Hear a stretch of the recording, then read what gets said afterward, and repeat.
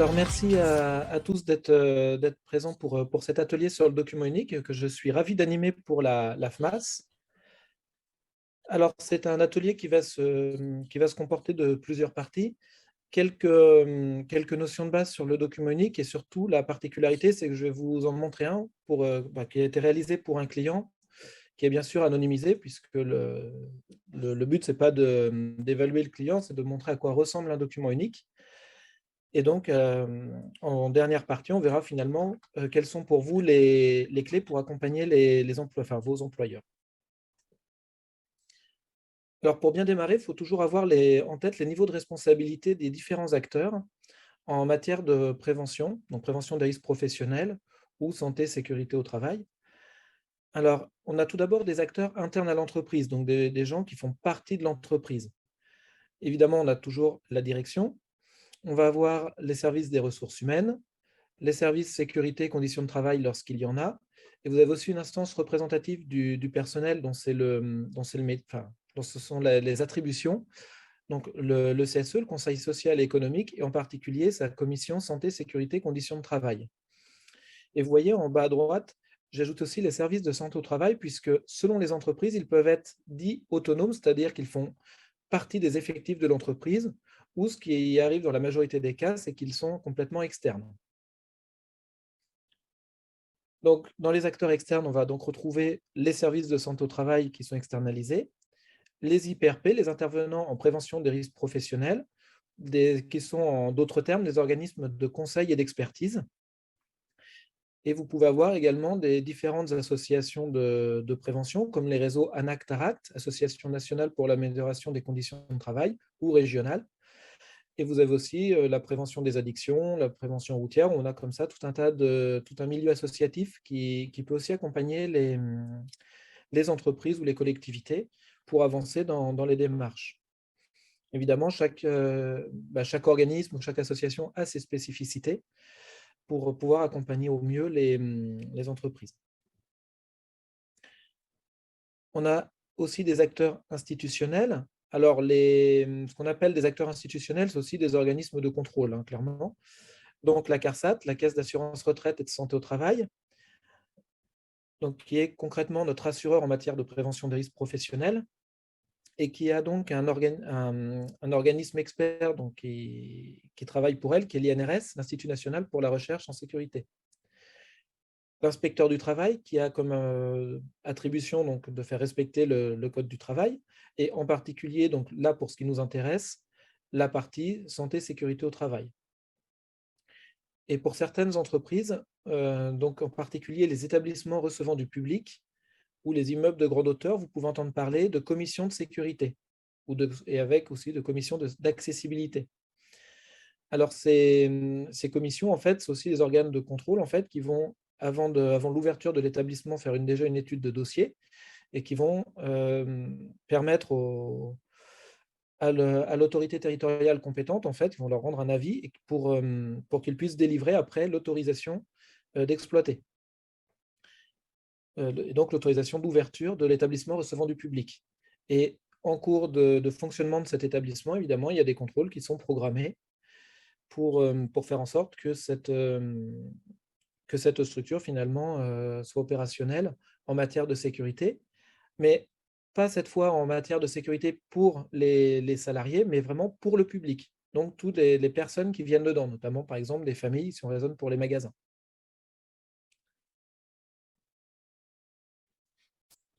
Une fois qu'on a parlé de ces acteurs, on va aussi parler des responsabilités du chef d'entreprise ou de l'entreprise. Alors, il y a deux types de responsabilités, la responsabilité civile et pénale. La responsabilité civile, son objectif, c'est vraiment la réparation du préjudice, donc vraiment l'indemnisation des victimes. Alors, pour la fonction publique, elle peut choisir d'être assurée ou non. Pour la partie privée, en fait, il y a directement un assureur qui est la sécurité sociale, avec notamment la CARSAT. Pour les parties agricoles, ça peut être également la MSA, la mutualité sociale agricole.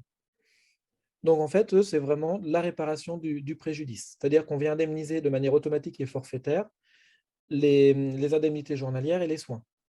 Ensuite, il y a moyen pour les victimes d'obtenir des réparations complémentaires, dès lors qu'on va chercher à faire reconnaître la faute inexcusable de l'employeur. L'autre responsabilité qui peut être engagée, en fait, c'est la responsabilité pénale. Alors, la responsabilité pénale, l'objectif, c'est vraiment de payer sa dette envers la société. L'exemple qu'on peut avoir par rapport à ça, c'est la cour d'assises. En fait, la cour d'assises est composée d'un jury populaire qui statue sur son intime conviction. Et donc, c'est bien représentatif de la société. Évidemment, donc les personnes qui peuvent être inquiétées, ça va être les personnes morales, donc par exemple l'employeur, mais en tant que société, ou la personne physique. Donc là, on peut être par exemple sur le dirigeant. Et évidemment, cette responsabilité pénale n'est pas assurable en elle-même. C'est-à-dire que lorsqu'on est condamné à une amende ou à de la prison, il n'y a aucun assureur qui va indemniser cette partie. Au mieux, l'assurance couvrira les frais de mise en cause de la responsabilité, et notamment les frais d'avocat, mais ça n'ira pas beaucoup plus loin. Enfin, ça n'ira pas plus loin et surtout, les amendes ne seront pas payées. Ce qu'on attend des employeurs aujourd'hui, c'est vraiment une obligation de sécurité dite de résultat. C'est-à-dire qu'on leur demande vraiment de ne pas avoir d'accident. Et ce qu'on se rend compte au niveau de la jurisprudence, c'est que le fait d'avoir un accident fait qu'on ne remplit pas l'obligation de résultat et que ceci, notamment par exemple pour les actions en justice qui ont été menées liées à l'amiante, en fait, ça a enclenché de manière automatique la faute inexcusable de l'employeur. Alors, aujourd'hui, dès lors qu'on remplit vraiment ce qu'on appelle ces diligences normales, et notamment le fait d'avoir un document unique, hein, c'est un préalable, on peut atténuer cette obligation de résultat. L'employeur, évidemment, a un pouvoir disciplinaire pour remplir son obligation de résultat envers ses salariés, ses collaborateurs. Ce qui veut dire qu'il peut aller jusqu'à sanctionner pour non-respect, par exemple, des consignes de sécurité.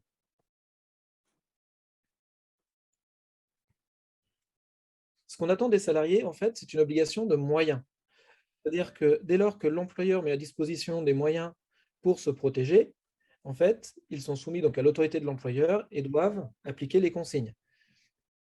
Mais par contre, en aucun cas, le fait pour un salarié de ne pas respecter les consignes, ça peut dédouaner l'employeur sur la reconnaissance de l'accident du travail. C'est-à-dire que l'employeur, il aurait dû, en fait, le principe, c'est que l'employeur aurait dû sanctionner le salarié avant ou faire les actions de formation nécessaires. Voilà où se situent les frontières entre les deux. Alors, quel risque pour les entreprises? Alors, il y en a plusieurs. Tout d'abord, le risque financier. Le risque financier, en fait, il faut bien comprendre que c'est assez. On va parler de coûts directs et de coûts indirects. Le coût direct des accidents, en fait, finalement, ça va être celui qui vous est refacturé par votre assureur. Donc, évidemment, il y a des règles, hein, c'est pas financé de manière brute et méchante, je dirais, tout de suite.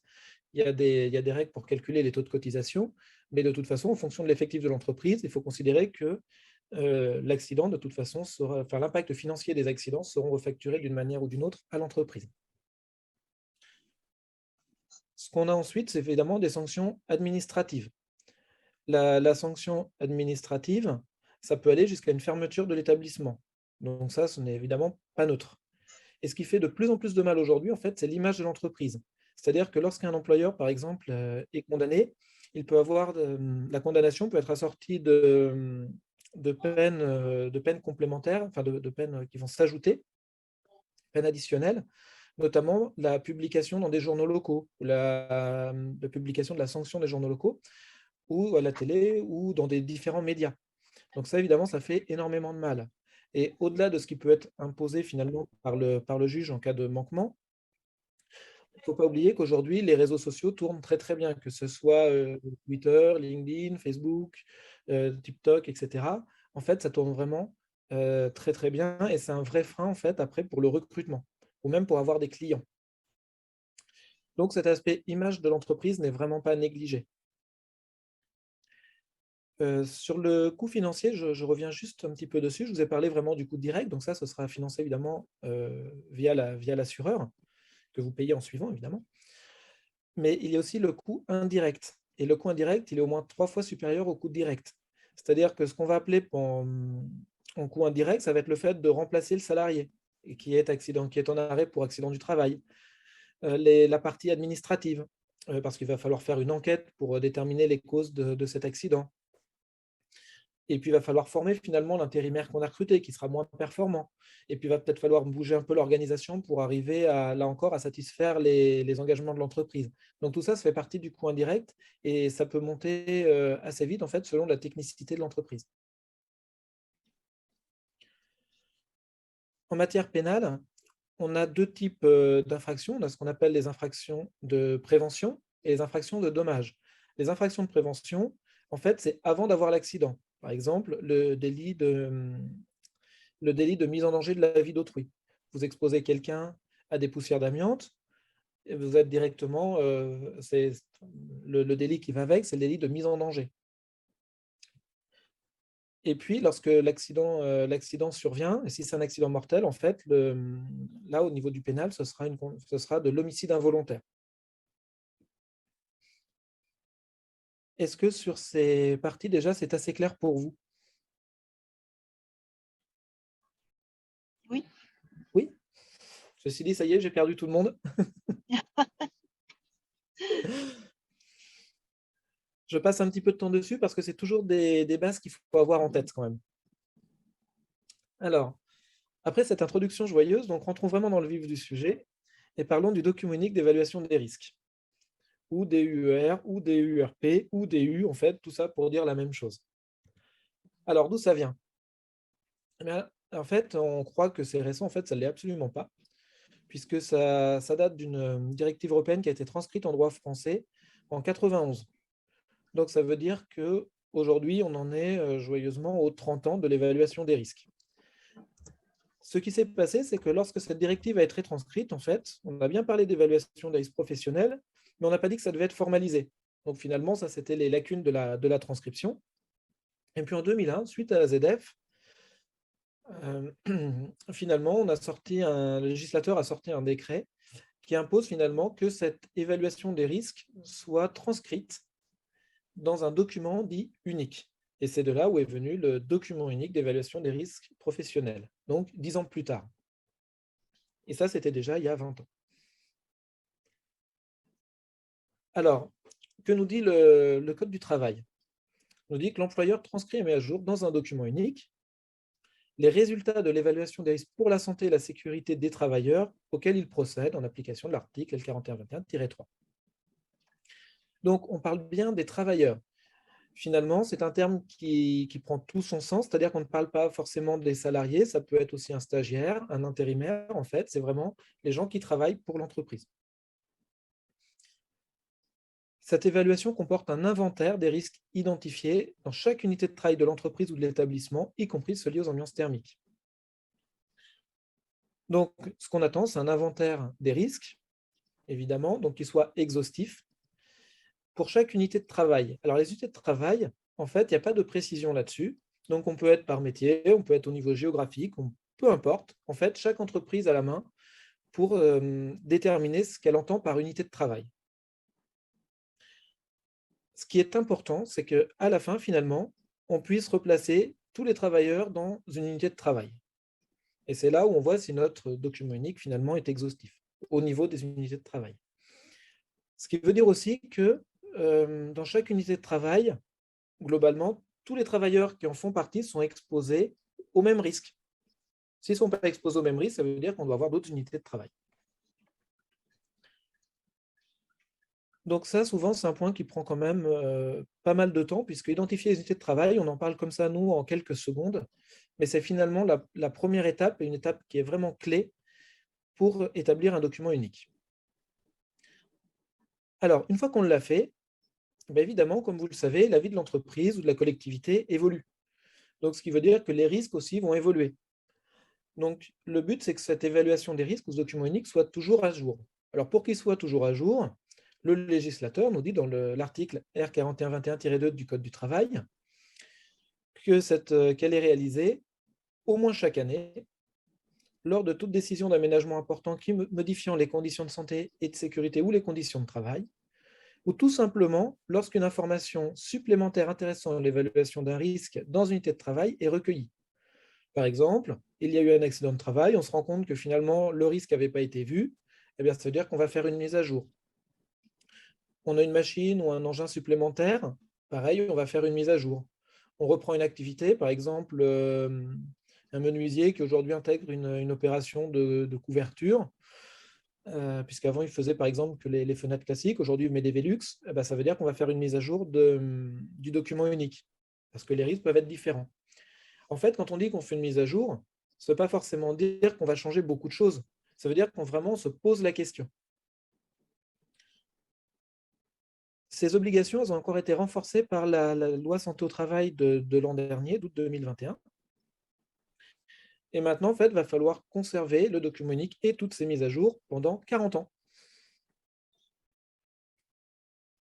30 ans? Oui, 40 ans. Wow. Alors, le principe de cette évaluation des risques, elle n'est pas là pour embêter l'employeur, en fait, elle est là pour lui rendre service. Le principe, ça va être d'anticiper, de voir avant et de prendre en compte aussi le retour d'expérience. Anticiper les risques auxquels vont être soumis les salariés avant, par exemple, de reprendre une activité, c'est quelque chose qui va permettre finalement de sécuriser le développement de mon entreprise. Et ça, c'est très important. Sans parler évidemment de l'enjeu humain, puisque quand j'embauche des gens, ce n'est pas pour qu'ils aient des accidents, ce n'est pas pour qu'ils se tuent au travail, c'est pour qu'ils repartent chez eux en bonne santé. Et donc, c'est un moyen pour arriver à tout ça. Et finalement, quand je prends mes décisions, c'est de les prendre en connaissance de cause. Alors, qu'est-ce qu'on va prendre en compte? On va prendre les effets immédiats, donc les accidents de travail, et on peut prendre en compte également les effets différés, les maladies professionnelles ou à caractère professionnel. Ça veut dire qu'on va aussi se poser la question des notions d'effet de seuil, par exemple, pour le risque chimique ou de relation dose-effet. On va prendre aussi les risques psychosociaux. Par contre, ce qu'on ne va pas prendre en compte, c'est la sensibilité individuelle, puisque nous, dans la partie évaluation des risques professionnels, on raisonne en collectif. Donc ça, il faut toujours l'avoir en tête.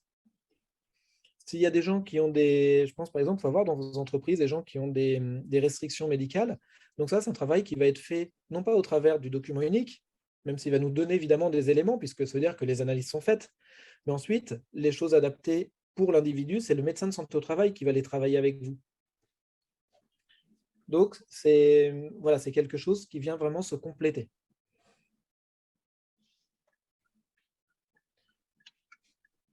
Alors, qu'est-ce qu'on va retrouver dans un document unique?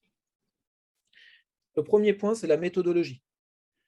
Quand on lit un document unique, en fait, on doit savoir où on va, on doit savoir comment les risques sont évalués. Si on n'arrive pas à se positionner, ça veut dire que finalement, on ne va pas remplir l'objectif.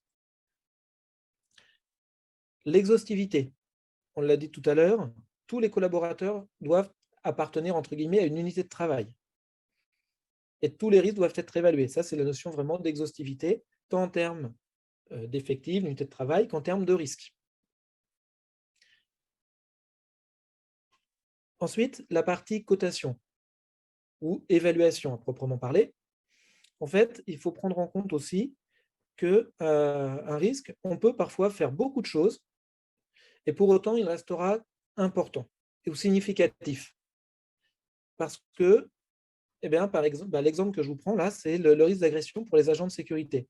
Vous imaginez un agent de sécurité qui intervient dans une zone sensible où on sait que, par exemple, le supermarché est braqué 2 fois par semaine. En tant qu'employeur, vous allez faire votre maximum pour que l'agent soit sécurisé, pour éviter les braquages. Toujours est-il que on sait par expérience que cet établissement est braqué 2 fois par semaine. Donc le risque d'agression pour les agents de sécurité qui sont en poste, naturellement, seront importants. Et donc, c'est normal qu'ils ressortent importants au vu de l'évaluation des risques identifiés. Ceci étant, on doit prendre évidemment toutes les mesures pour protéger nos salariés. Et donc ça, on va le transcrire dans un plan d'action. De la même manière, une évaluation des risques, un document unique d'évaluation des risques professionnels qui n'a pas de plan d'action n'est pas complet. Alors, ce que je vous propose maintenant, c'est de voir un exemple.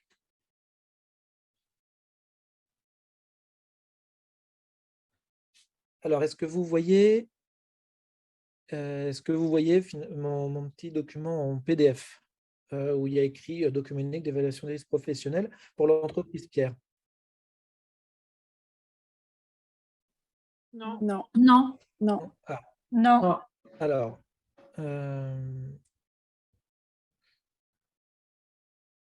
hop, voilà. Normalement, maintenant, vous devez le voir. Oui. Oui, Oui. Oui. d'accord. Parfait.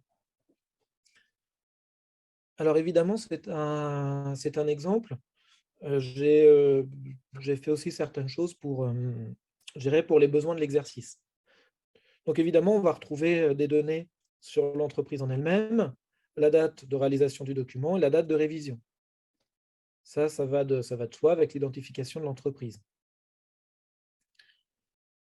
Ensuite, vous voyez ce que je vous ai dit, on va le retrouver, la méthodologie, les activités principales. Alors, on ne les met pas forcément, moi je conseille toujours à ce qu'elles soient mises parce que c'est quand même notre base d'analyse, l'évaluation des risques en elle-même, et ensuite on peut rajouter des photos, là les préconisations, ça c'est un élément important, et ensuite différentes annexes qui peuvent nous intéresser. Après, on peut toujours ajouter des choses. Donc là, vous voyez, j'ai défini les critères de fréquence et de gravité en essayant d'être assez précis pour que finalement on sache pourquoi c'est 1, pourquoi c'est 3, pourquoi c'est 4 ou pourquoi c'est 2. Ce qui va nous donner finalement une matrice avec des risques qui vont être plus prioritaires et des risques qui vont être plus acceptables. Et en fait, à chaque fois, on prend bien en compte les moyens de prévention et de protection qui peuvent diminuer soit la fréquence, soit la gravité. Sachant qu'en gravité, on est vraiment sur pas la gravité maximale, hein, sinon on arriverait toujours à la mort, mais sur la gravité probable du dommage.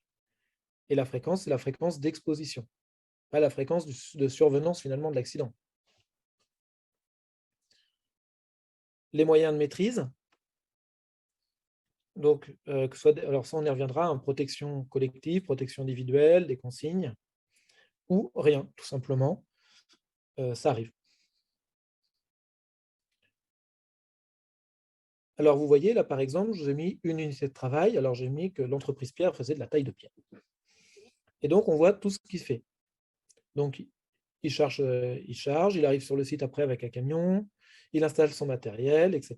Il va découper, il va faire tout un tas d'éléments. Et donc ça constitue vraiment son travail, son activité professionnelle.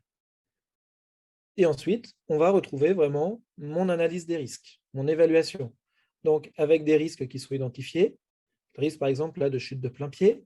Pourquoi? Donc la situation dangereuse, le sol glissant. Qu'est-ce qu'on a pu voir?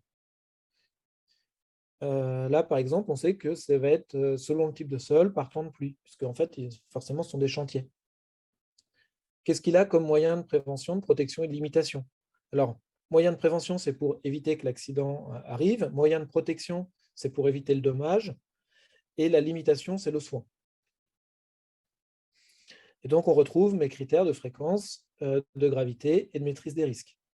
Donc, ça va me donner une évaluation, donc avec la fréquence et la gravité, et ensuite, la priorité en prenant en compte les moyens de maîtrise actuels.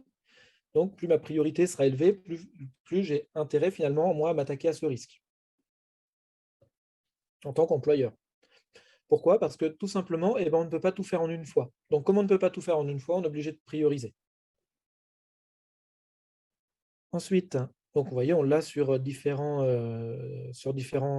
critères, hein.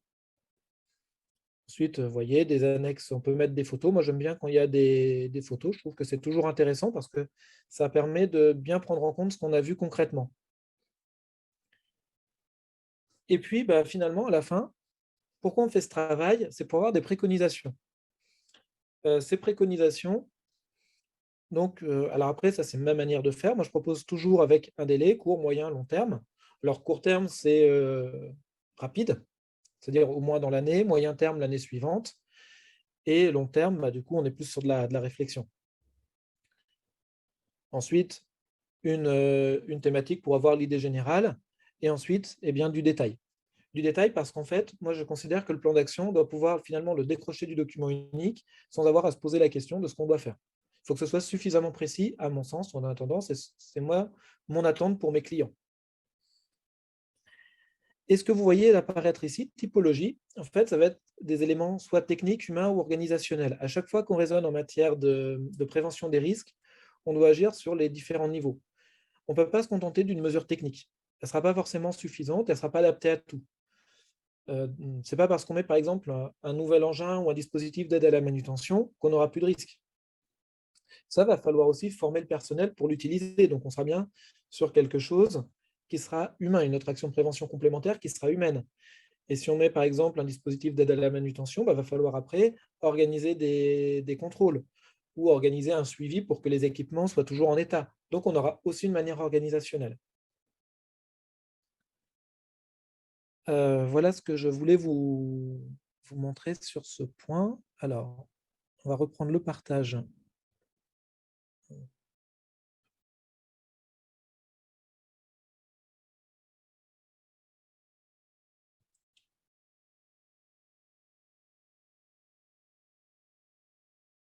Donc là, normalement, vous êtes revenu au partage de Keynote sur l'exemple du document unique. Est-ce qu'on est d'accord? Oui. Oui? Très bien. Alors moi, je vois 2 personnes en attente dans la salle. Je ne sais pas si vous les voyez aussi.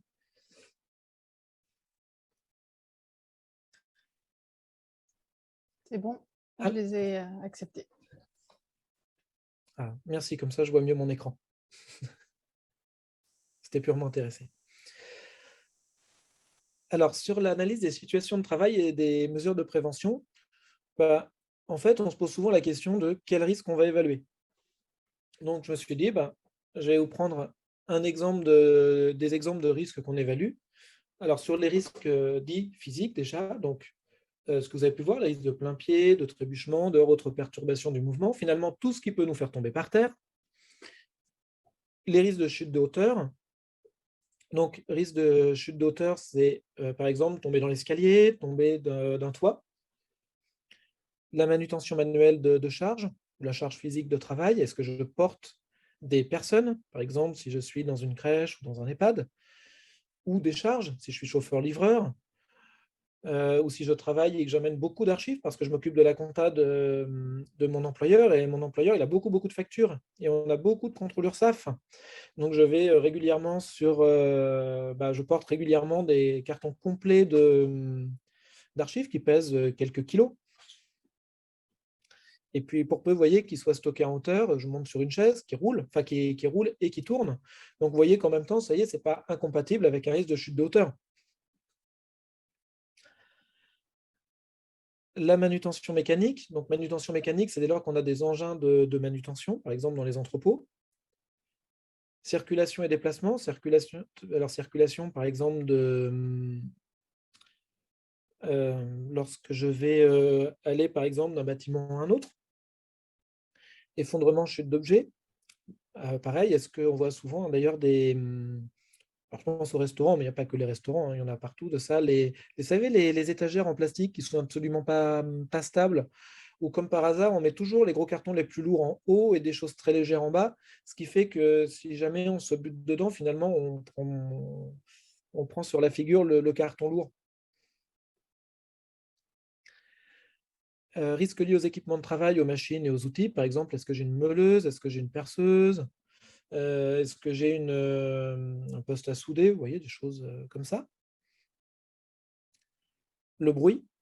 Alors, quand on dit le bruit, on pense souvent au bruit des grosses machines, mais un aspirateur fait du bruit aussi. Et on se rend compte que parfois, le bruit de l'aspirateur, il peut approcher les 80 décibels. Et donc, ça veut dire qu'en fait, on devrait déjà avoir à disposition des protections auditives.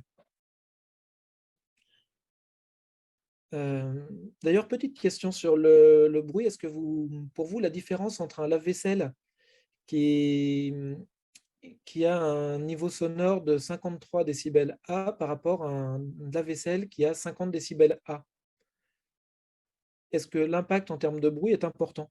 La différence?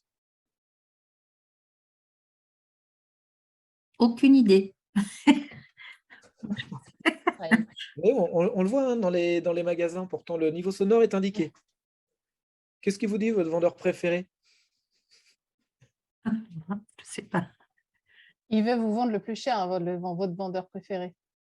Et oui, il veut vous vendre le plus cher. Et le plus cher, c'est lequel alors? Oui, mais c'est pas dans les 47 décibels ou le lave-vaisselle? Plus dans les 40? Ça dépend. Ça dépend lesquels. Parce que La 50, ça différence fait entre un beaucoup, je trouve. lave-vaisselle, alors, je peux vous la refaire, hein, un lave-vaisselle qui a un niveau sonore à 47 décibels A et un lave-vaisselle qui a un niveau sonore à 50. Est-ce que la différence, vous allez vous en rendre compte? Je pense pas, honnêtement. Moi non plus, je pense pas. Ben, moi, je pense que oui. Parce qu'en fait, tous les 3 décibels, le bruit double. Donc, votre lave-vaisselle à 50 décibels, il est 2 fois plus bruyant que votre lave-vaisselle à 47.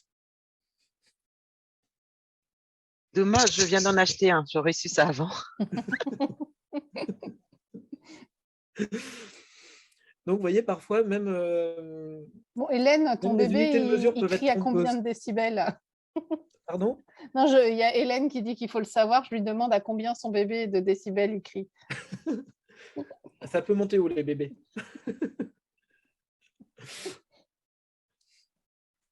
Et juste pour finir là-dessus, par exemple, en fait, pourquoi on parle de décibels A? C'est parce qu'on rajoute une pondération pour l'oreille humaine. Vous savez qu'un bruit aigu est toujours plus dérangeant qu'un bruit qui est grave. Et pour autant, il faut quand même qu'on arrive à mesurer.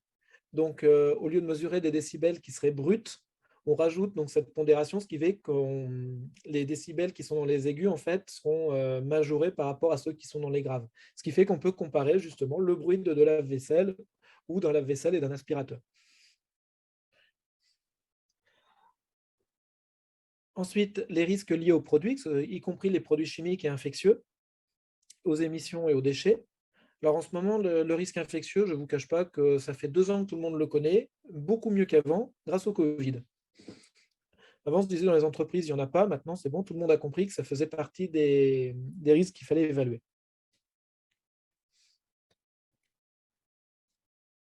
Risque d'incendie et d'explosion. Alors, pareil, hein, ça ne paraît pas, mais est-ce que vous savez si il y a un système d'alarme, par exemple, chez vos employeurs ou pas, et qu'est-ce qu'on fait si elle sonne? Je ne vous dis pas qu'est-ce qu'on doit faire, mais qu'est-ce qu'on fait? Concrètement, comment on réagit? Partie explosion. Oui, allez-y. Si l'alarme incendie sonne ou si l'alarme… Moi, je ne sais pas faire la différence entre l'alarme incendie et l'alarme explosion, hein. Pour moi, s'il y a une alarme qui sonne, je sais ce qu'il faut faire, c'est tout. Alors, l'alarme explosion, on n'en a pas forcément. Parce qu'en fait, on va être surtout sur de la prévention des explosions. Mais l'alarme incendie, en fait, c'est l'alarme d'évacuation. Donc là, effectivement, on sait ce qu'on doit faire. Et on se rend compte finalement dans la pratique qu'il y a beaucoup de personnes qui ne différencient pas l'alarme d'évacuation, donc vraiment où on demande aux personnes de sortir, avec l'alarme intrusion, qui est là pour nous prévenir qu'on a une personne malveillante qui est rentrée. Donc ça, c'est déjà un premier point. C'est clair. Et puis, donc déjà, reconnaître les systèmes d'alarme. Et on se rend compte que sur certains sites, quand on rajoute aussi les signaux d'alarme pour dire que telle machine va démarrer, ou parler par exemple, dans des locaux de charge, pour éviter le risque d'explosion, parfois, pareil, on déclenche des alarmes qui vont en même temps arrêter la charge, mais pour qu'on puisse être au courant que la charge s'est arrêtée, qu'on a déclenché une procédure particulière. En fait, on a plein de systèmes d'alarme parfois dans les entreprises, et finalement, on se rend compte, juste en discutant avec les salariés, qu'on ne sait pas trop ce qu'on doit faire et que même on n'arrive pas forcément à les différencier. Et après, si on rajoute à ça je dirais, les particularités pour prendre les personnes en situation de handicap, avec par exemple des signaux visuels pour les malentendants, eh ben, on se rend compte que là, ça devient beaucoup plus obscur. Donc, on a vraiment tout un travail à faire là-dessus, de pédagogie, d'équipement, pour vraiment prendre en compte la sécurité des personnes. Les risques liés à l'électricité. Alors, cela, on y est particulièrement attentif, hein, parce qu'évidemment, on est sur un risque qui est potentiellement mortel, hein, comme celui du dessus, évidemment. Et puis, pareil, là-dessus, déjà, est-ce qu'on fait les contrôles, les vérifications générales périodiques, qui sont obligatoires, mais est-ce qu'elles sont faites? Et puis surtout, est-ce qu'après, on lève les remarques qui sont formulées par le bureau de contrôle? Là, pareil, on se rend compte que souvent, en fait, on a des écarts. L'éclairage, est-ce qu'on a la lumière dans la figure? Est-ce que ça nous gêne? Est-ce qu'on a des zones qui ne sont pas éclairées? Par exemple, vous avez là, ça m'est arrivé, j'avais un salarié qui faisait le nettoyage dans les escaliers. Et puis, évidemment, l'escalier n'avait pas de fenêtre. On était sur les immeubles dernière génération, donc ils sont sur un noyau central, pas de fenêtre. Et on a pensé à l'environnement et à la consommation d'énergie. Donc, on a mis des détecteurs qui s'allument le minimum de temps quand on descend ou quand on monte. Donc, évidemment, quand on monte ou qu'on descend, on est éclairé. Sauf que quand on fait le nettoyage, on se retrouve dans le noir très vite. Ce qui fait que, vous avez compris, on nettoie avec la serpillière, le sol est glissant, on est dans un escalier, on ne peut pas se tenir à la rampe puisqu'en même temps on nettoie l'escalier, et là on rajoute le fait qu'on ne voit pas. Donc voilà, vous imaginez ce que ça donne. L'avantage, c'est que là-dessus, les préconisations, elles sont quand même assez simples puisqu'il suffit de donner finalement l'accès à la personne en charge du nettoyage au fait de pouvoir forcer l'allumage de l'escalier. Risque lié à l'utilisation d'écran, en fait, c'est quelle posture avez-vous devant vos écrans? Est-ce que vous êtes complètement avachi? Est-ce que vous êtes collé à l'écran? Est-ce qu'au contraire, c'est l'écran, vous êtes obligé de vous reculer tellement il est énorme? Est-ce que vous avez des douleurs cervicales parce qu'il n'est pas à la bonne hauteur? Tout ça sont des questions qu'on va se poser. Les ambiances climatiques, parce qu'on peut être amené à travailler dehors. Il y a des gens dont le métier consiste à travailler dehors, et ce n'est pas parce qu'on n'est pas, on va dire, en tant qu'employeur responsable des intempéries ou des canicules qu'on ne doit rien faire. Régulièrement, par exemple, quand il y a des canicules, on revoit les horaires de travail. Vous voyez, une mesure organisationnelle pour éviter de travailler en pleine chaleur, surtout lorsqu'on est sur les toits ou en plein soleil. Risque lié au manque d'hygiène, est-ce qu'on a tous les moyens pour se soigner si on a des blessures bénignes, pour tout simplement se laver les mains ou aller aux toilettes? Les interventions d'entreprises extérieures. Je vous ferai un petit zoom rapide sur les entreprises extérieures un peu plus tard. Se pose aussi la question sur les formations, est-ce qu'elles sont adaptées ou pas? Est-ce qu'on prend bien en compte la partie prévention?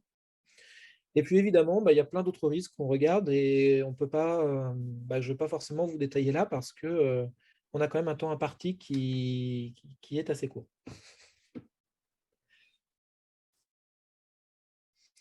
Juste en ce moment, on est beaucoup sur l'assainissement de l'air, pour le renouvellement, notamment le renouvellement hygiénique.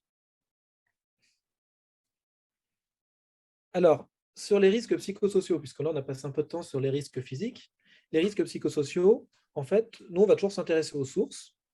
Ce qu'on va pouvoir détecter plus facilement, et ce que vous pouvez détecter, ce sont souvent les manifestations ou les conséquences. Alors, les sources peuvent être évidemment un individu qui va avoir un comportement inapproprié. Ça peut être le travail, par exemple, la charge de travail qui est importante, ou ça peut être l'environnement de travail. L'environnement dans lequel je fais est difficile. Par exemple, je vous reprends mon exemple tout à l'heure de l'agent de sécurité qui travaille dans une zone sensible et où il sait qu'il y a 2 braquages par semaine. Là, ça va occasionner évidemment des risques pour lui, des risques psychosociaux pour lui. Quelques exemples de manifestations, hein. Donc, on va avoir du stress, le burn-out ou épuisement professionnel.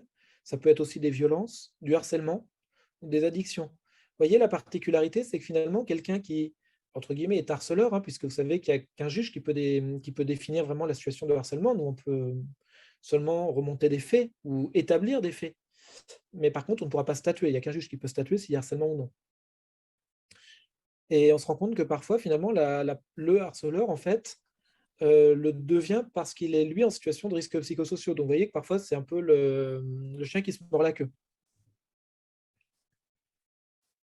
Et les conséquences, elles peuvent être évidemment sur un individu, mais elles peuvent aussi être sur le collectif, sur toute une équipe qui se sent mal, qui n'arrive pas à faire son travail.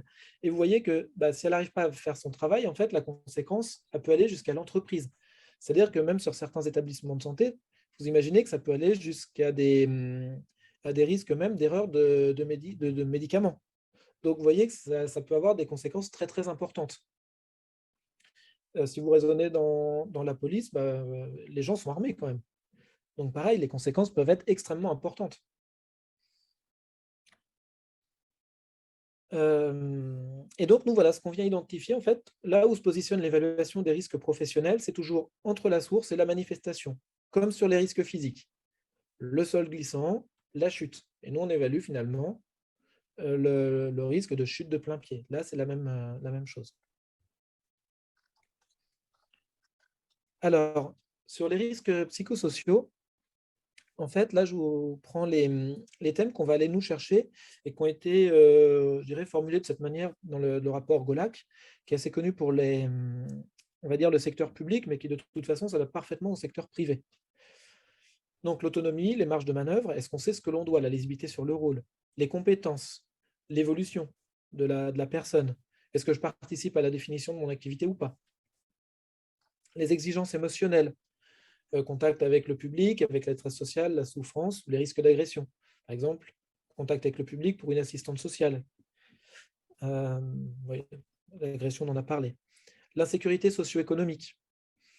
Est-ce que je sais si est-ce que je peux me projeter dans 1 an, dans 3 ans, dans 5 ans, dans le poste où je suis actuellement, dans l'entreprise dans laquelle je travaille aujourd'hui? Les exigences de travail, on parle beaucoup en ce moment de charge de travail, de pression temporelle ou de complexité. Évidemment, tout ça, ça a des conséquences aussi sur la conciliation vie privée, vie professionnelle. Les rapports sociaux, donc coopération entre pairs, donc entre personnes du même niveau, entre collègues.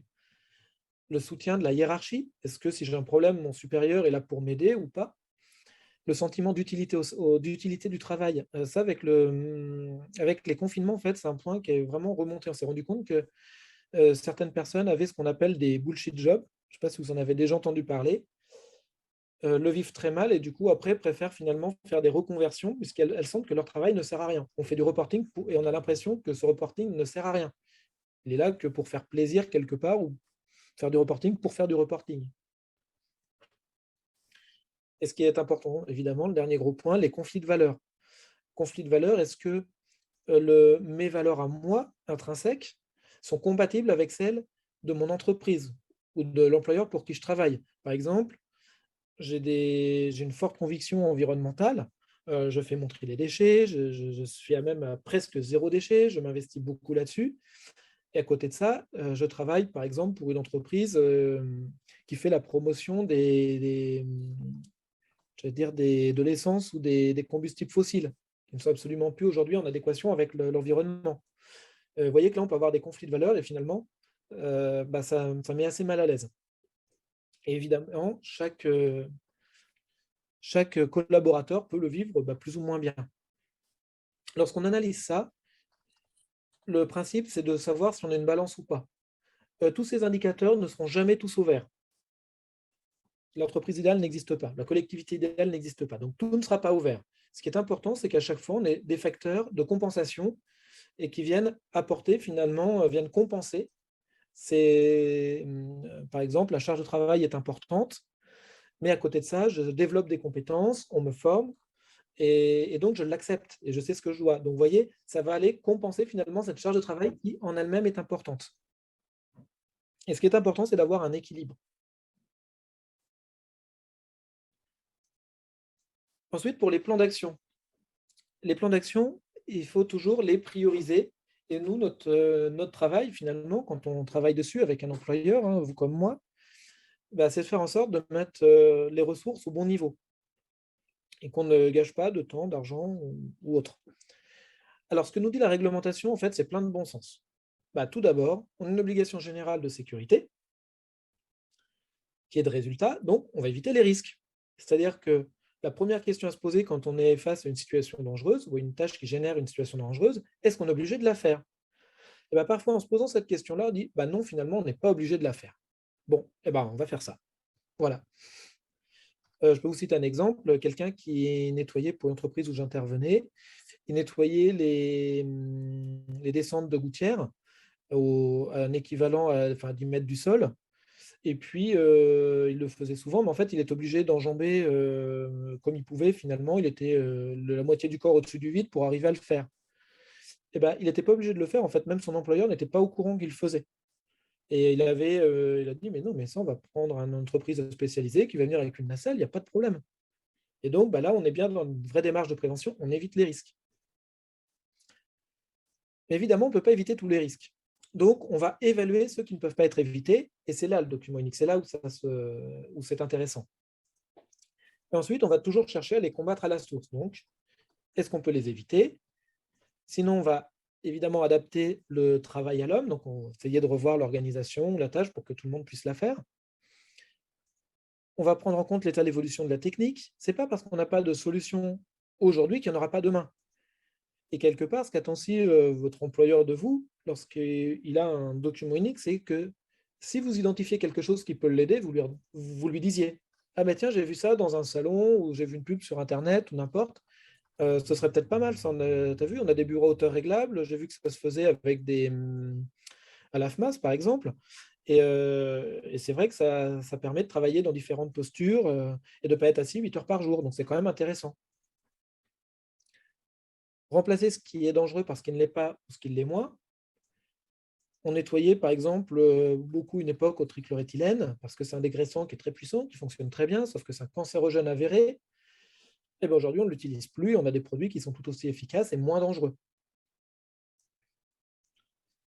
Planifier la prévention. Alors là-dessus, vous avez du boulot. Parce qu'en fait, vos employeurs, souvent, ils veulent soit tout faire tout de suite, soit ils ne savent pas forcément dans quelle ordre le faire. Et bien là, il faut planifier et surtout, derrière, il faut le suivre. Et c'est ça qu'on attend qu'on attend de l'employeur et quelque part qu'on attend de vous.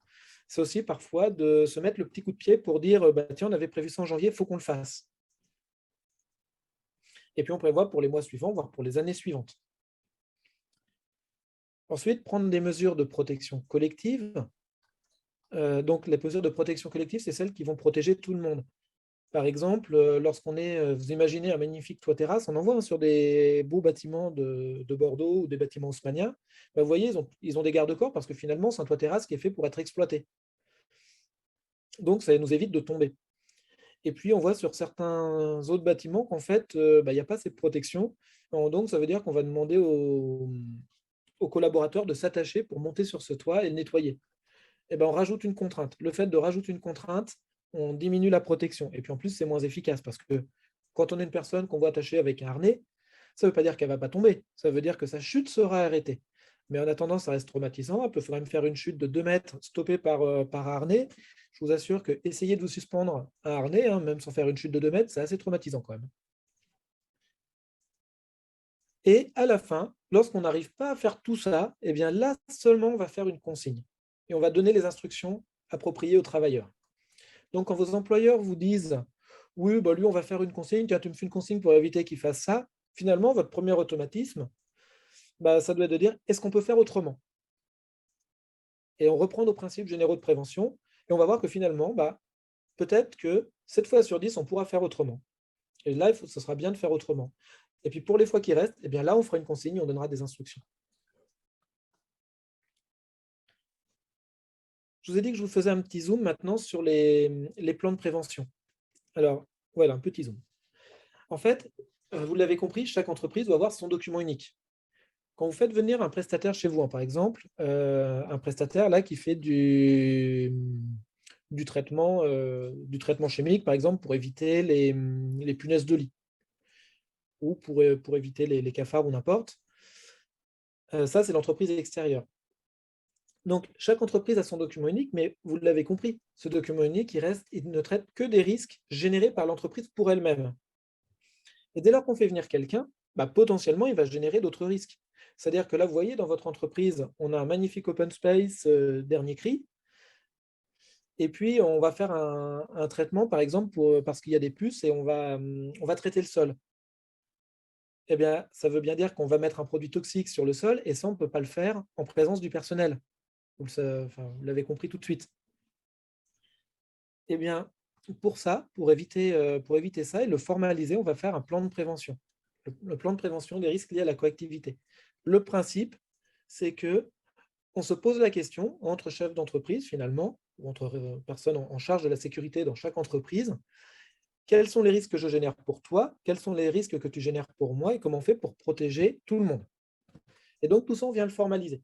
Et c'est ça le plan de prévention.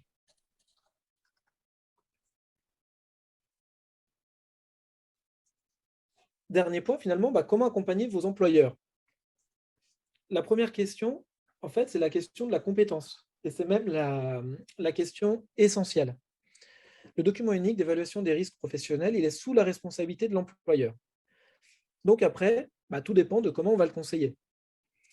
On peut prendre une personne qui est non qualifiée, interne ou externe à l'entreprise. Donc attention aux enjeux. Là, je vous renvoie vers les premières slides et vous savez à quoi votre employeur est exposé. Vous pouvez avoir une personne qualifiée en interne à l'entreprise, une personne qui a été formée, une personne qui a de l'expérience, pas de problème. Et là, vous aurez quelque chose de cohérent, dès lors que vous lui donnez leurs moyens. Donc là-dessus, attention, pensez à bien définir, parce que souvent, sur certaines entreprises, on peut être en double casquette ou double fonction. Est-ce que le salarié qui sera en charge de faire ce document unique aura suffisamment de moyens et de temps pour le faire sérieusement? Vous pouvez avoir une personne qualifiée externe à l'entreprise. Donc là, c'est cabinet de conseil, par exemple, ta sœur associée. Sachant que réglementairement, en fait, il n'y a pas de qualification requise. Tout est sous réserve d'acceptation du risque pour l'employeur, notamment sur la mise en cause de sa responsabilité civile et pénale. La bonne pratique, alors c'est d'avoir une personne qui a au moins un agrément en intervenant en prévention des risques professionnels et de l'expérience opérationnelle. Parce que finalement, en sécurité, on apprend énormément lorsqu'on a été sur le terrain dans les entreprises. Et ça, c'est vraiment important. Donc, comme dans vos métiers, le diplôme et l'expérience. Donc, ma dernière question, est-ce que vous êtes prêt à participer à cette démarche globale de prévention des risques et aider votre employeur pour faire analyser ou analyser les situations de travail?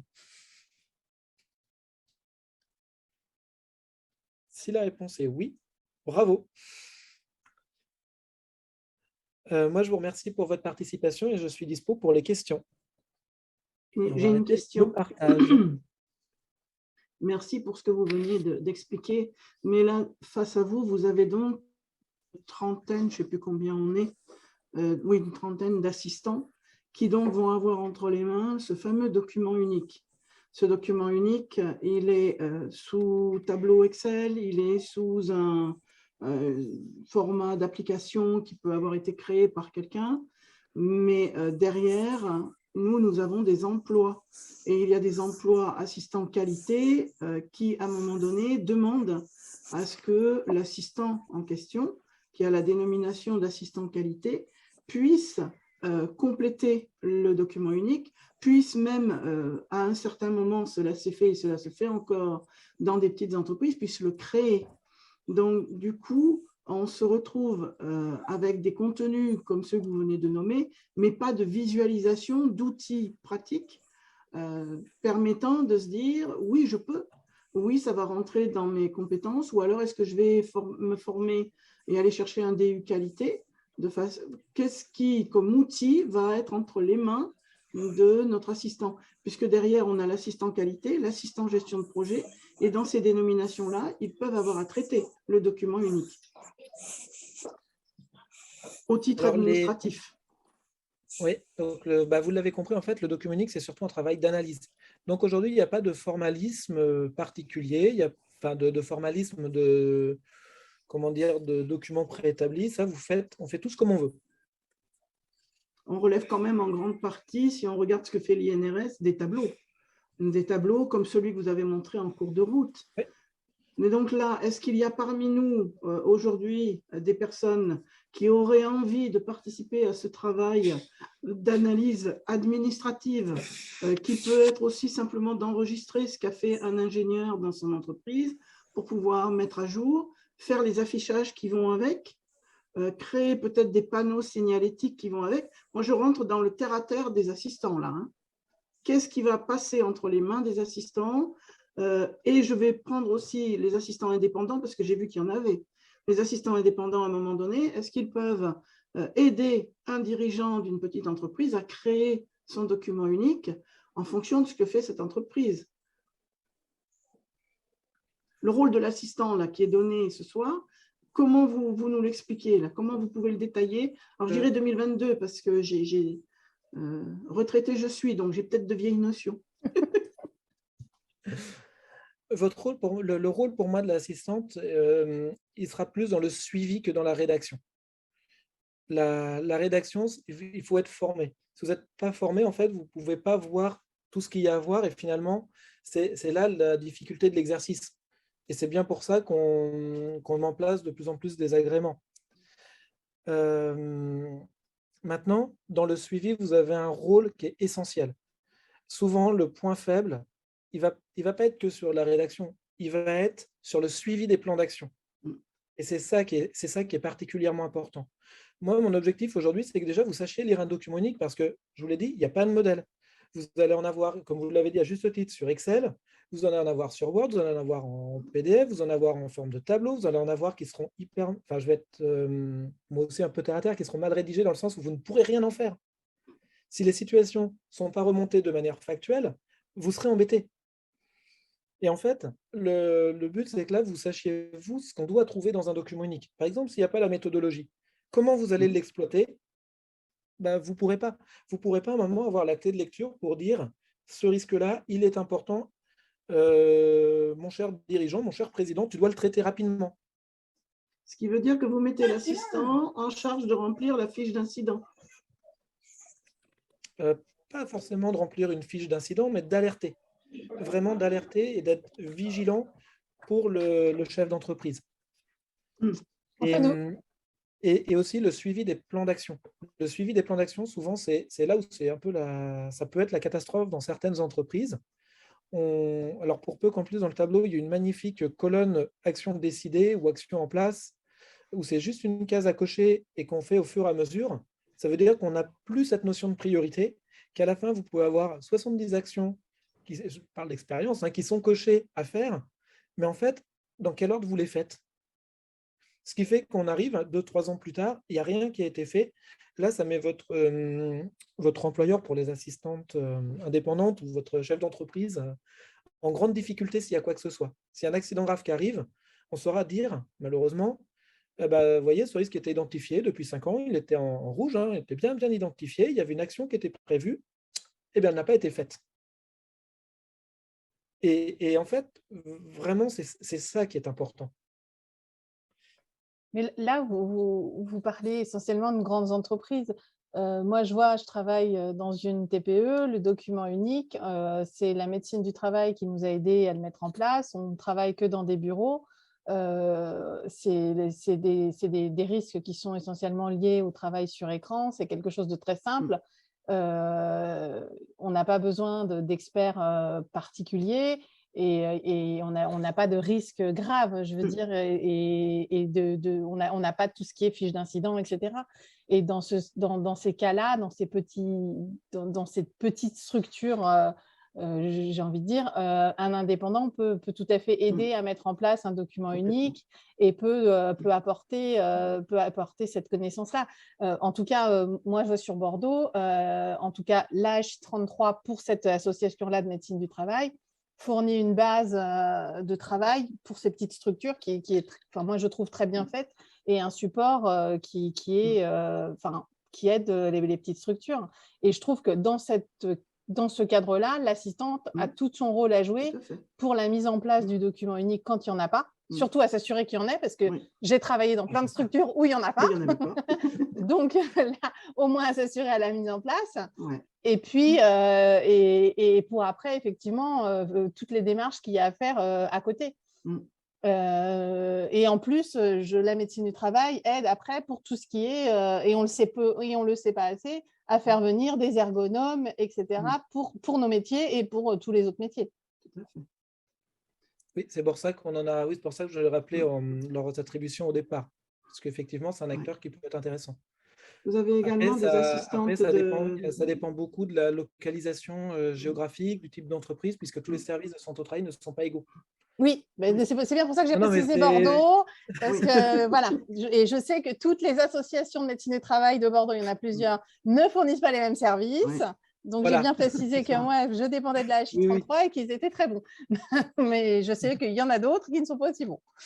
Alors, il ne faut pas oublier autre chose aussi. Et là, il y a beaucoup d'assistants qui peuvent avoir une idée peut-être de réorientation après. Il y a des entreprises, alors, toute taille, là, c'est mon expérience sur X années, qui, à un moment donné, vont faire appel à leur assistante de direction.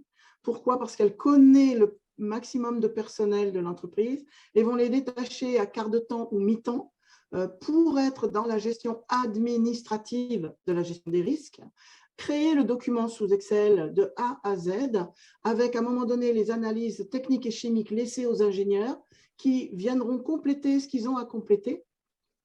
Mais c'est elle qui, à un moment donné, va avoir la gestion de la planification, l'organisation des réunions, le suivi régulier quand quelque chose a été mentionné, qu'est-ce qui se lance derrière, est-ce qu'il y a un devis, est-ce qu'il y a des travaux, et derrière, vraiment, nous avons des postes qui vont être modifiés pour que l'assistant prenne ça en main.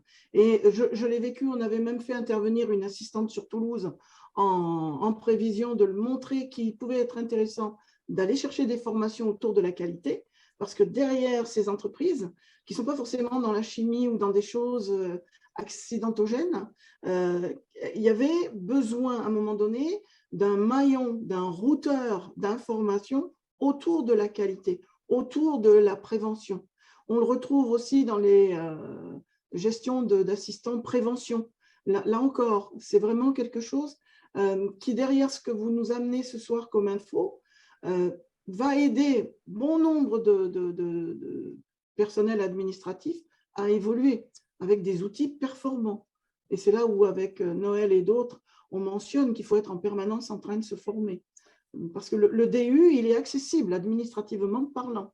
Si dans l'équipe de l'entreprise, il y a des pilotes, il y a le pilote pour faire les analyses au niveau de la chimie, au niveau de la peinture, au niveau des dangers électriques, et l'assistant récupère tout ça, mais c'est lui qui rend le document vivant. Sinon, effectivement, un document peut être créé et puis s'endormir.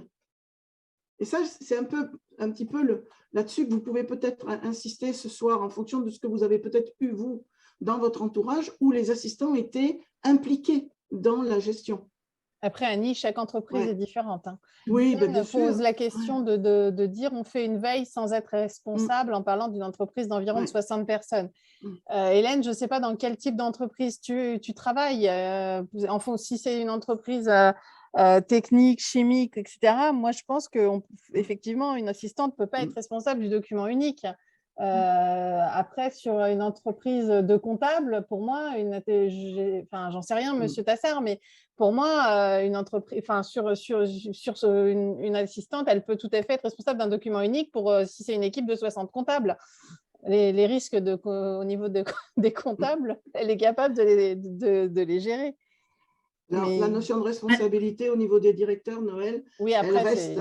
C'est eux qui ont le regard dernier. C'est eux qui, à un moment donné, peuvent avoir la signature, le coup de tampon. On est bien d'accord, ça c'est clair. Oui, c'est évident.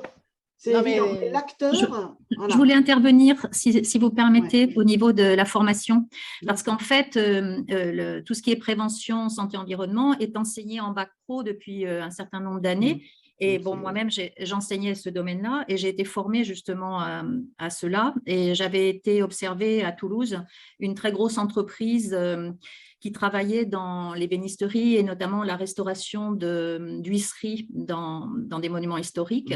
Et j'avais été effarée, ils avaient 12 classeurs pour leurs documents uniques et l'analyse de tous les risques.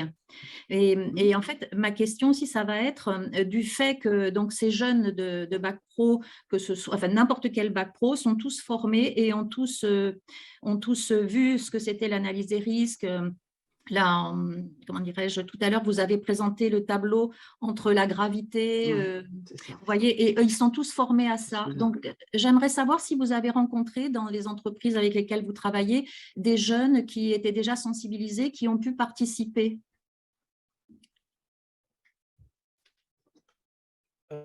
Moi, de manière simple, de toute façon, je ne le fais pas tout seul, le document unique, je le fais toujours avec les salariés. Hein. Oui, mais est-ce que dans les salariés, il y en a qui, par exemple, il y a eu des jeunes qui vous ont dit, moi, je l'ai déjà vu en cours quand j'étais en bac, en terminale? Aucun. D'accord. Parce qu'en fait, c'était… Alors, moi, après, ça, c'est mon expérience à moi. Ils sont plus surpris, finalement, qu'on s'intéresse à ça. Oui, d'accord. Et en fait, ce qui était intéressant à l'époque, c'est qu'ils étaient obligés de produire un dossier pour le bac à partir duquel, justement, ils travaillaient sur l'analyse des risques. Et souvent, moi, j'étais assez effarée, dans certaines structures qui avaient plusieurs salariés, il n'y en avait pas. Mais bon, je vous parle de ça il y a 10 ans maintenant, hein, quand même. Mais en fait, ce que je trouve intéressant aussi, et là vous l'avez proposé dans une des slides, c'est qu'en fait, vous analysiez le travail réel, en fait, et non pas la fiche de poste. On voit vraiment l'analyse du travail réel du salarié dans une des slides que vous avez présentées. Et Oui, c'est la base. Hein. oui, j'ai trouvé ça vraiment intéressant parce qu'en fait, quand on travaille, enfin, quand je les formais à l'époque, on avait à analyser justement tout le processus d'analyse du travail, en fait. Et donc, on devait différencier entre la mission pour laquelle ils étaient embauchés et justement tout ce travail qui était réalisé avec l'analyse des gestes pour pouvoir analyser les écarts justement qui pouvaient se produire et arriver à ce que vous disiez, des préconisations, des formations pour éviter justement les accidents. Mais je trouve que ce n'est pas suffisamment enseigné, c'est-à-dire que c'est fait jusqu'en bac pro. Enfin, là, j'étais dans l'enseignement, hein, c'est pour ça que j'en parle. Et puis, après, en BTS, il y a un manque à ce niveau-là. Je pense à un certain moment, on bascule sur peut-être d'autres enseignements et ça fait défaut. Tu le retrouves en DU qualité, il faut aller à l'université. Et oui, mais bon, c'est… Ça a été enlevé du BTS trilingue à un moment donné, où il y avait certaines choses et bifurqué. Si je peux me permettre une question aussi, j'avais une interrogation. À partir de combien de salariés il faut faire un document unique? Du premier? Oui. Oui, d'accord. Donc, il y a beaucoup d'entreprises qui ne sont pas dans les règles. C'est juste énorme. Tout à fait. Les indépendants du boulot. Ouais. Et ma deuxième question, c'était par rapport à votre expérience sur tous les risques liés au RPS, parce que moi, je suis un peu branchée sur tous ces trucs-là. Hein. Donc, est-ce que vous auriez quelques retours de des exemples de ce qui peut être mis en place dans des entreprises, justement, pour limiter les RPS? Qu'est-ce que vous avez en tête dernièrement?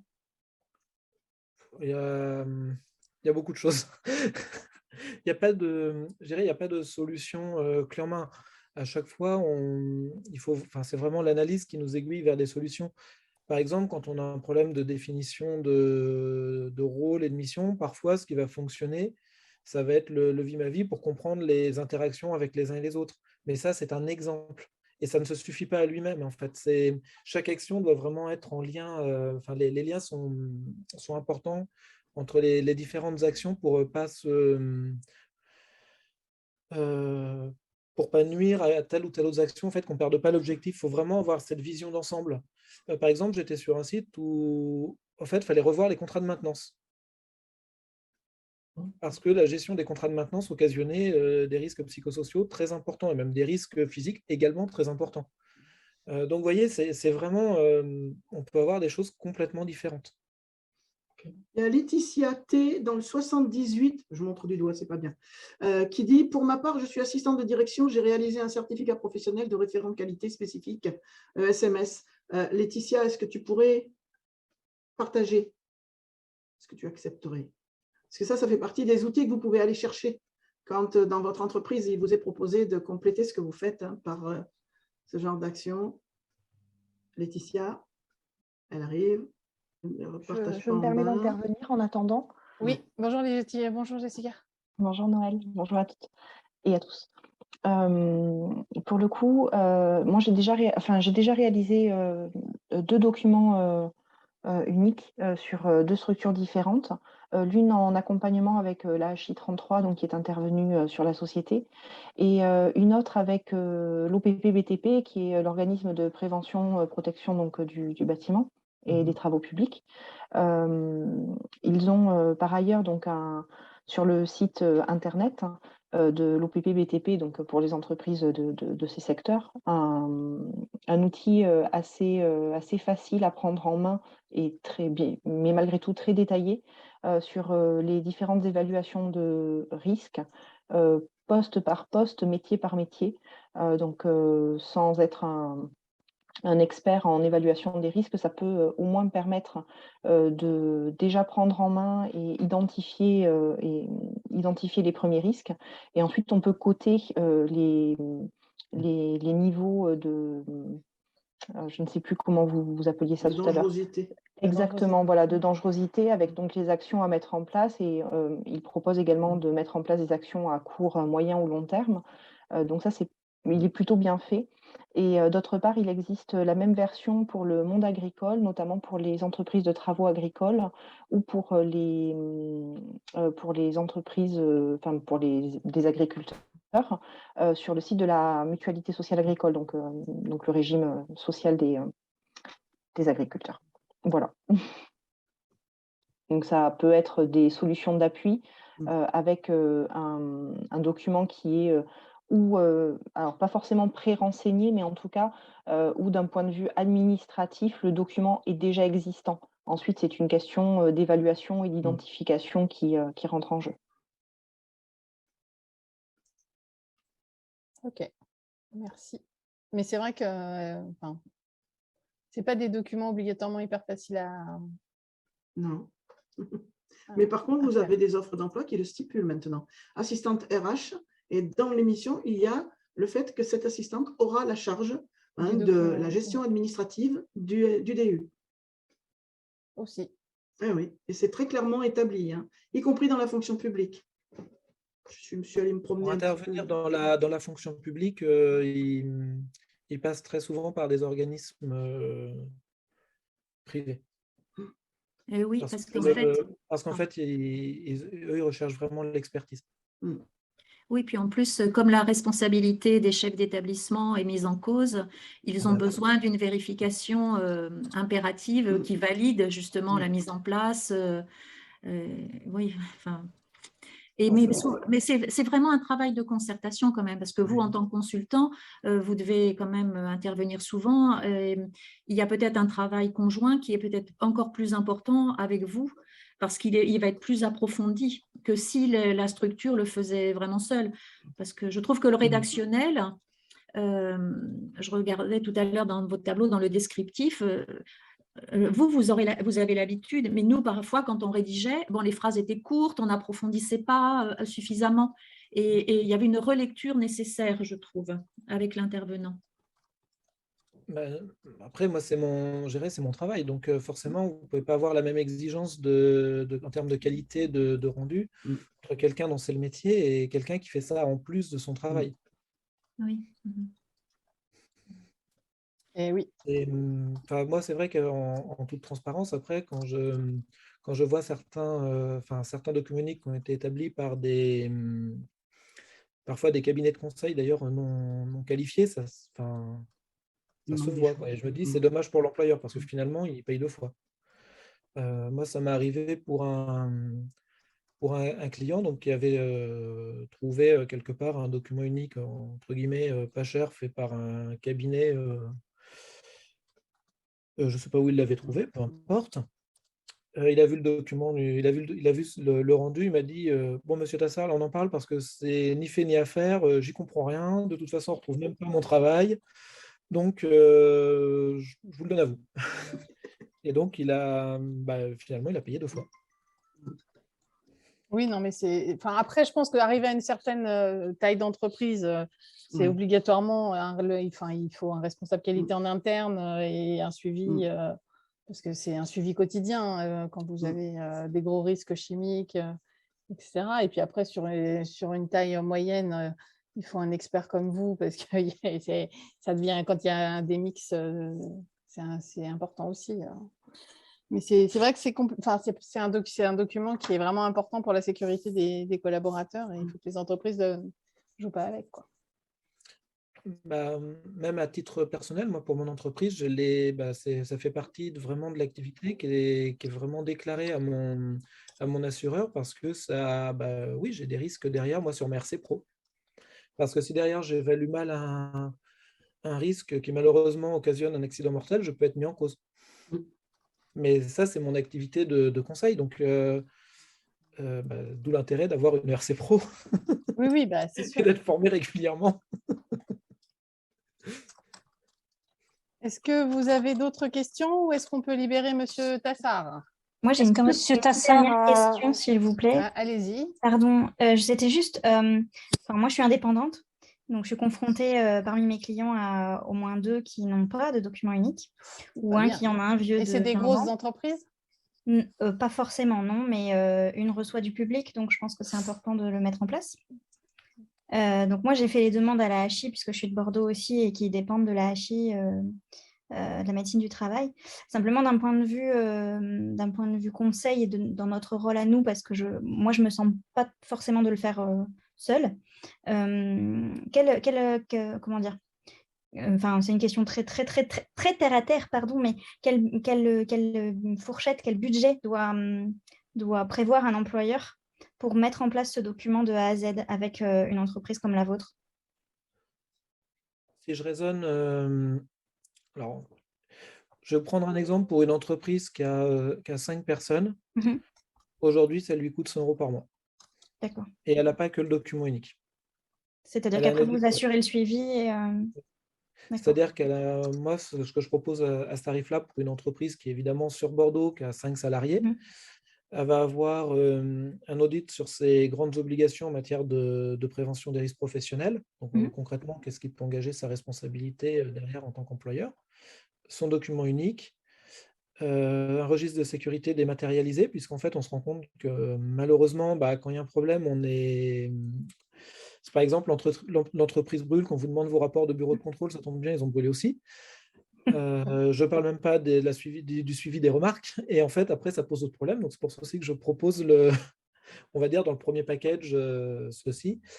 Et il y a aussi autre chose, c'est que tous les employeurs, aujourd'hui, quand ils ont des salariés, devraient déclarer à l'inspection du travail la personne compétente en matière de prévention des risques professionnels, l'IPRP. Oui, absolument.